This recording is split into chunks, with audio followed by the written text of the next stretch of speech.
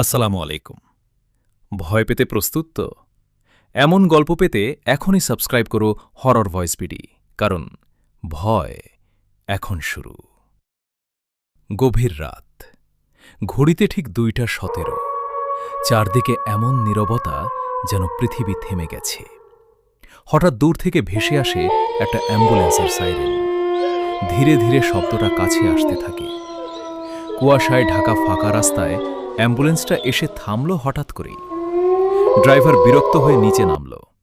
এই রাতে আবার কি সমস্যা?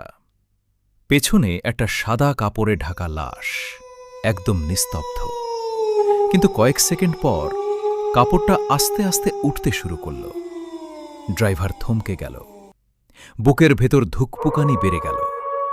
সে ধীরে ধীরে দরজার কাছে গেল, কিন্তু দরজাটা নিজে থেকেই খুলে গেল। ভেতরে তাকাতেই লাশটা আগের জায়গায় নেই। হঠাৎ তার কানের পাশে ফিস ফিস শব্দ।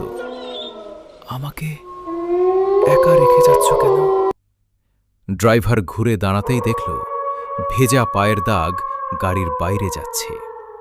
সে ভয়ে দৌড় দিতে গিয়েও থেমে গেল, কারণ দাগগুলো হঠাৎ তার দিকেই ফিরতে শুরু করল।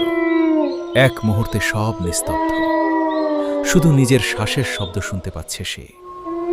পরদিন সকালে সেই অ্যাম্বুলেন্সটা রাস্তার মাঝখানে পাওয়া যায়। দরজা খোলা, ভেতরে কেউ নেই।